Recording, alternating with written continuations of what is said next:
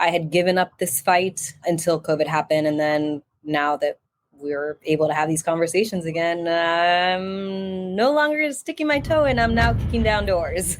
Nobody decided casually that they were going to take this feat upon themselves, right? They were driven to the point of desperation where they thought that risking their lives would be a better option. They're putting themselves at risk, right? They have no recourse if someone decides not to pay them. If someone decides you got injured and by the way, you're fired, like they are at extreme risk of being taken advantage of. I was so humbled by that act that I knew I had a responsibility. It doesn't work that way. You're a disruptor. When we hear the words, it doesn't work that way. We hear it didn't work that way up until now. Exactly. Not yet, but let's go. Yes. Them little clips came from Miss Maxine Gomez. She is a disruptor, tough love dealer, and people builder. And I got connected to her by another amazing human being, people builder out there. And I'm just going to leave that hanging because we say his name as we go through our conversation. But Miss Maxine and I got to talk about the grit in people that are called to serve. All the L&M family members out there that are driven and compelled by serving others, you know exactly what we're talking about there. So this conversation is pretty deep. It gets in I'm gonna say we're talking about some hot button issues, which I hope get you to think and consider things from a different perspective. I'm pretty sure it will. And if not, I know it's gonna get your attention. We also talk about the conflict or maybe the red pill, blue pill thing, right? Doing what makes you happy versus doing what you're supposed to do. And Maxine shares her story around how she built the comfort and strength in doing what brings her fulfillment and makes her happy against what most people would deem as practical. Amazing conversation, and I wish we had like 8 hours to just keep talking because her energy got me all pumped up, and you already know my energy is pretty dang high. And before you get to tap into more of that energy, I want to give a shout out to that L&M family member that took the time to send a positive thought, share their feelings, share their progress. And folks, you got to know, if you don't know by now, I love having the communication and understanding how the content is serving and impacting you. So this one goes out to Mr. Lance Furuyama. Lance says, "Hey bro, thank you so much for inspiring me and helping me get out of my own head when it comes to taking the first step." And I'm going to tell y'all, I was lucky enough to connect with Lance via LinkedIn. So it was like a virtual connection. And so we connected through, the content. He posts cool stuff. I try to post cool stuff. He jumped on board. He was one of the very early adopters of the emotional bungee jumpers. And we've been able to get further connected and see each other grow and speak into each other's life. And so, Lance, I appreciate you, my man, very much for trusting me and taking a leap of faith with the group. And I'm looking forward to the continued growth of Trade Partner HQ, the growth of our relationship, the growth of the emotional bungee jumpers, all of the above. And folks, here we go. Y'all best be ready for some Miss Maxine Gomez. What is going on, L&M family? I am here with Miss Maxine, who has, you think I got energy. I ain't got nothing on Miss Maxine. And a mutual friend, Mr. Anson Green, connected us. And how he knew we would mesh as well as we have is beyond me. But I'm grateful to Anson. Thank you, Anson. Thank you, Anson. Yeah. How you doing today, Miss Maxine? I am wonderful. Thank you so much for having me, Jesse. Of course. And you're in Florida, correct? Yes. Sunny Florida. Sunny Florida. What does fall look like in Florida? It looks the same all year round. No, I'm just kidding. No, fall is, I think, one of the reasons why people live here at all is it's just cool enough during the day where you might need a light jacket, but still warm enough that there's always sunshine. We really can't complain. I think they just put the hurricanes on the news to keep tourists out of here. Oh my goodness. Yeah, no. So recently there were some heavy ones. I guess they didn't impact you so much, or you're just used to it. No, we were lucky in South Florida. Other areas of Florida were impacted. I don't mean to minimize their experience, but yeah, it's we've lucked out. Oh, good. That's super, super good to hear. Miss Maxine, what should the L&M family know about you? What should they know about me? They should know that I am passionate about putting people in their purpose. And Mm, I don't think that geography should limit that. I think people should have the right to use their skills and their purpose wherever they can be of most value. And so I believe in a global labor force. yes. So, And a lot of my work basically stems from that premise. okay. So there it is. There's the key. And what is that work? Because you're doing a lot for a lot of people. One thing that's super obvious to me in our previous conversation was your commitment to others. I want to help a lot of people know about the work that you're doing because I think they can maybe contribute in some degree, but also broaden their awareness. So, in terms of connecting people in their purpose and this global workforce idea, there's something special there. What is that? What's the connection? There's a few connections, and it started because I think, I'm a serial entrepreneur, and I fell into this industry that I'm in now, which is the restoration and construction industry. I specialize in mold. I'm a mold expert. And what I found was that most of our workforce is undocumented. Hmm. And prior to COVID, we didn't really want to acknowledge that, except one of the things that COVID did was provide a global census. So we knew where people were, and we could no longer deny that people were here working. So it's become a pathway to a conversation that we can now have, which before was impossible. At the time when I was growing, I had some workers that I would say to them, come back with papers. I don't care what you need to do. Just come back with something so that I can employ you and insure you. And they would say, sorry, señorita, it doesn't really work that way. I found that to be unacceptable. And even most recently, when I was consulting for some major organizations that license and certify people, it was undeniable that they are aware that maybe 70% of our workforce is undocumented. And to me, that they don't have a clear path is unacceptable. I had given up this fight until COVID happened. And then now that we're able to have these conversations again, I'm no longer sticking my toe in. I'm now kicking down doors. Yeah. You mentioned it doesn't work that way. And I'd like it if you could paint a picture of how it works, because there's probably people that have passionate feelings about this subject, but they probably have absolutely no idea of what it takes to get documented just to work for people who want to work. What are the struggles and the pains that people have to go through to do that? Oh my God, it's awful. And people say to me, aren't you sympathetic? You're first generation American. Well, my parents came through the proper channels. So I am empathetic, but not sympathetic. Yeah. In that I do believe that there is a right course of action to go about it. I had one person that was working on my team who went about it the right way, and it took him almost 3.5 years before he could get a work visa.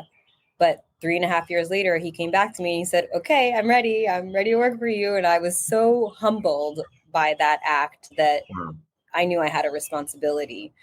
A lot of them don't get it. And then they're just stuck in this sort of purgatory of, okay, I'm here, but I'm not allowed to be here, but I'm here and I can get benefits, but I can go to a clinic, but I can't get a job. And so you see a lot of them going through their day to day in constant fear and constant stress. Like they're driving cars, but they don't have a license, or they're going to work, but they're getting paid under the table, or they're doing dangerous work, but they don't have workman's comp.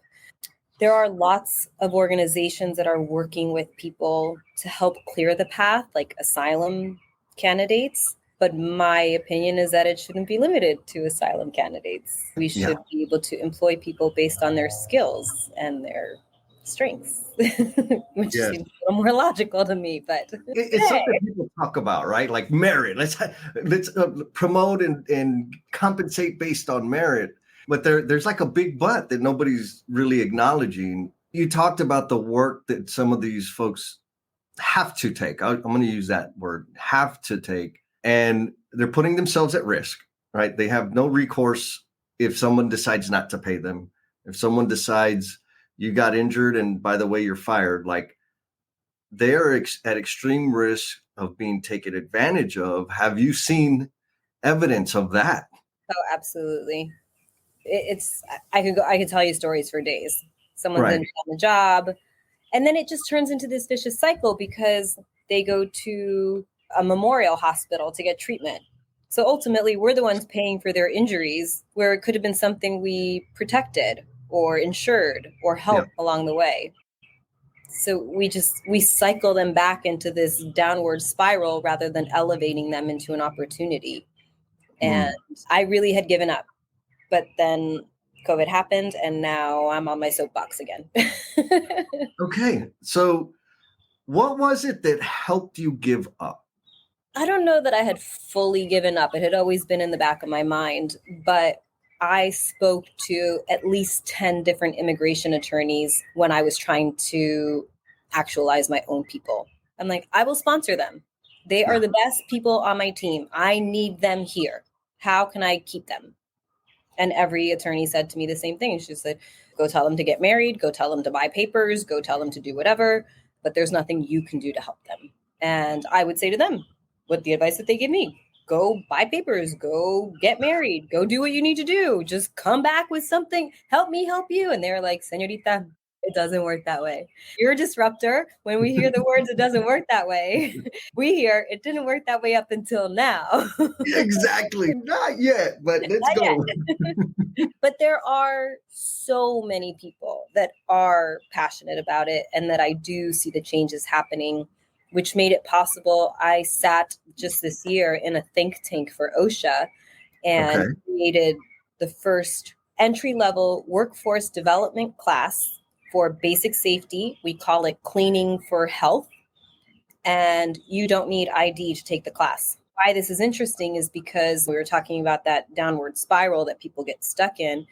If you showed up to this country with nothing but the clothes you're wearing, you don't have an ID to take your first class. So how can you even start getting educated if you can't prove who you are? We made it so that if you are willing to learn and you want to show up and take the class, you will leave with the first credential with your name on it. Nice. And that's connected with OSHA. That's like a super official organization. Imagine. So what? It's funny because OSHA, a lot of people call OSHA a four-letter word, so to speak. Yeah. But really, it's in place to protect people. So it doesn't really surprise me that OSHA is the one first in line to protect people because they're the ones saying, okay, these people are here. We can't deny it anymore. Now, what are we going to do about it? And how do you deal with the people of the mindset that they should have just come over the right way? It's like when somebody says, I don't eat meat. It's because you've never been hungry. Yeah. So for me, the same thing. Why didn't you come the right way? If you've never been desperate and you're watching war around you or your family dying of famine or whatever circumstance it is that led you to the point that you were willing to risk your life to cross a border, you don't just say, oh, this is a good idea. Let's see, maybe we'll cross and we'll make a picnic out of it. Nobody decided casually that they were going to take this feat upon themselves, right? They were driven to the point of desperation where they thought that risking their lives would be a better option. You nailed it. And there's a lot there that I think I get what feels like a flippant observation of like, people of your culture have great work ethic, right? Thank you. Which is that the Colombian, the Jewish, the which side, which of my people? Exactly. And if thinking about the amount of risk and we'll just call it suffering, somebody has to go through to make the decision. right? The suffering that's driving the decision to put their lives at risk to come over, and then coming over. Like, it's not that act, that single act in itself is extremely risky. If they're already with no resources, any resources they have, they're cashing them all in to come over, and their life is at risk. And then they make it. And then they got to figure out how to make it. What kind of grit do you see in the folks that you're helping? It's what keeps me going, because I wouldn't be passionate about it if I felt that they were coming here and then standing with a handout. They're coming here because they want to better their lives. They want to work. They want to put their skills to usefulness. A lot of them are people of faith, right? And they believe that they are called to serve in some way, and that if they lived the expedition of crossing or getting here somehow, that they want to give back. They want to be part of a community. There are all sides, of course. There are people that want a handout, but those aren't the people that I'm advocating for, because they're not the ones that are going to get a job. I can't even begin to imagine the desperation and the grit that it takes to make that decision, knowing that once you're here, that's not when the rainbow starts, right? That's the beginning of the struggle. To even get here and then still be treated like a second-class citizen and still be called to serve, that's a flame you can't extinguish in a human. And so that's something I want to spark, not take away. You mentioned early on that you don't just tip your toe anymore, you're kicking doors down. And I'm sure that comes from your own pain and your own life experience of all the no's and all the, why don't you do something easier? Is this really where you want to be? How much of that have you had to deal with personally? It's a mixed bag. I count my blessings. I'm very blessed. I live an extraordinary life, but I'm also a Latin Jewish woman entrepreneur in the construction industry. I have people tell me all the time, Latins are lazy and women shouldn't be working. I'm like, what? I've often used the name Max because I'm Maxine. And so when you're getting paid on a huge construction job and you have to go endorse your own checks and they expect Max to show up, and Maxine shows up, they're like, wait, you did this job? Yep, I'm Max. Oh, okay. You got yes, we'll award you the next job, right? But my family came here from Colombia, and it was a little different because they came through the proper channels. Their experience was not crossing over a border, so to speak. But my parents had a different kind of dynamic where their families didn't approve of each other. So they eloped and moved to the United States and basically started here with nothing because their families didn't support them. So they had that same grit and they were determined to live the American dream. And when my parents would ask us, I would ask them, like, what should we do? Or what do you want? Or what happened? And my dad would always do what makes you happy. Oh, wow. And this makes me happy. Yeah.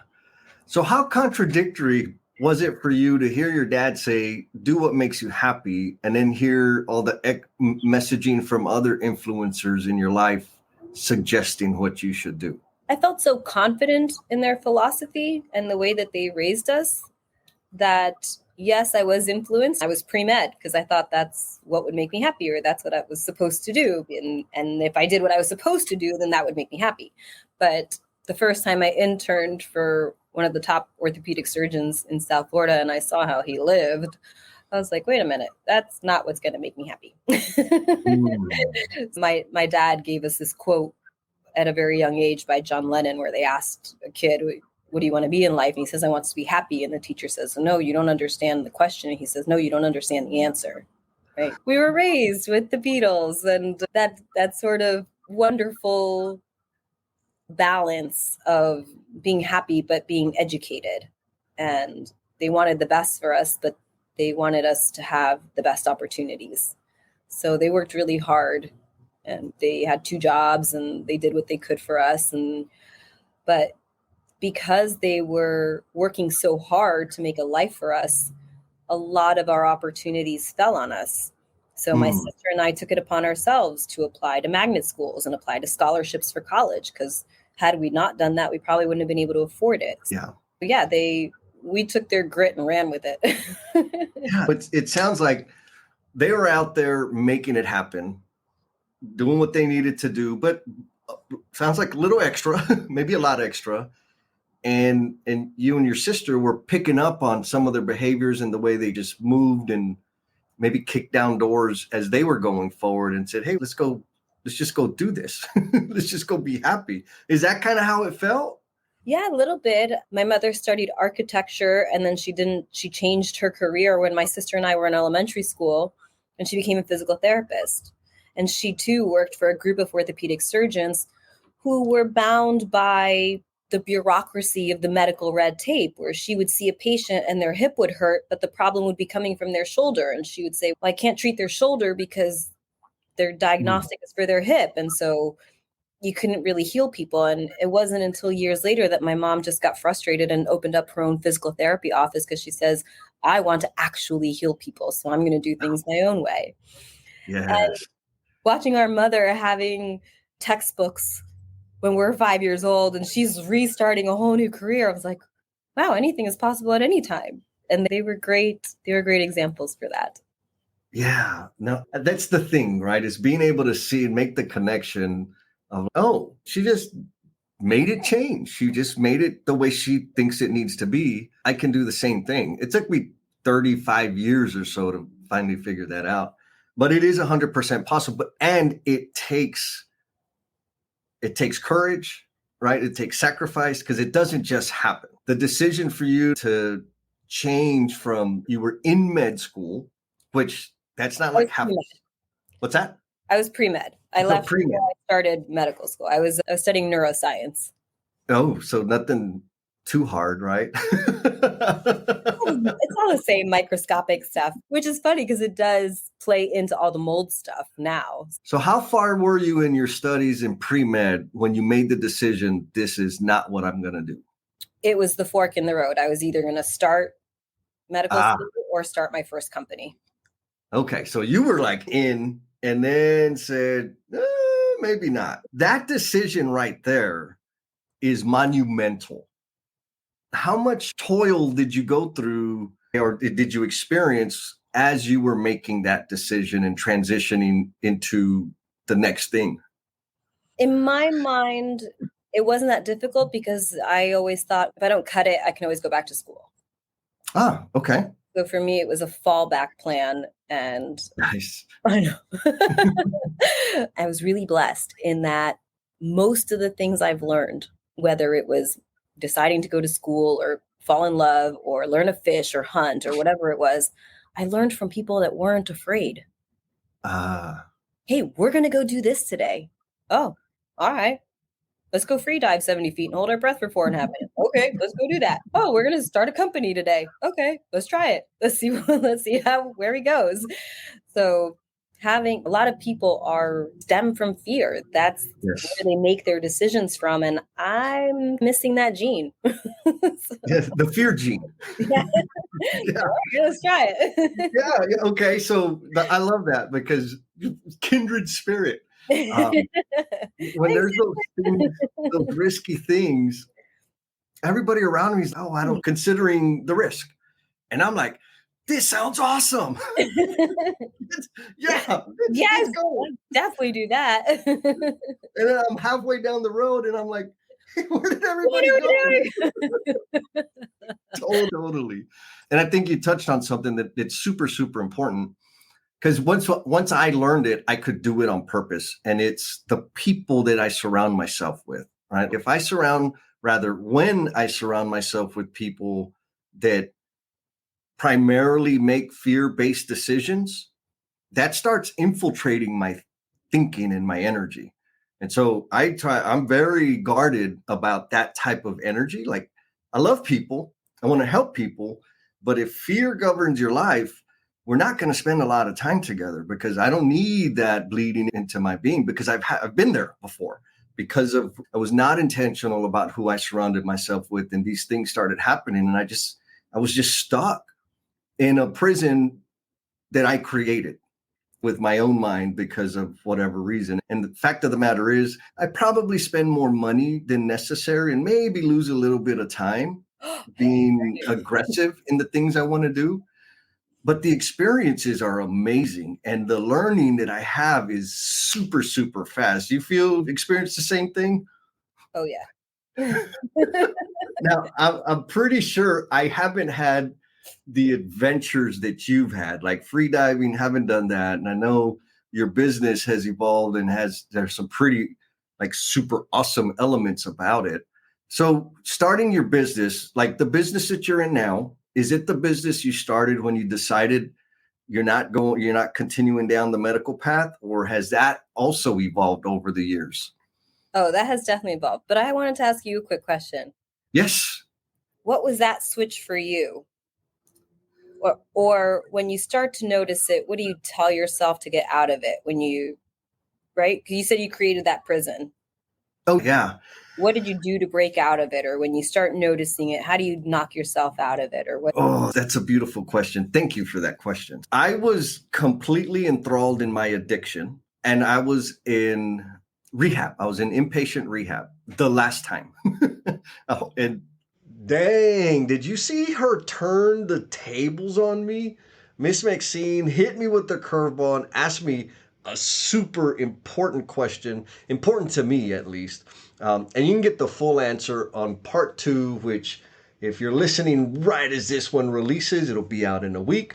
And if you're listening a week after this releases, you can just go listen to part two. That one is equally, if not more, packed with energy and meaningful conversation, meaningful thoughts, and inspiration.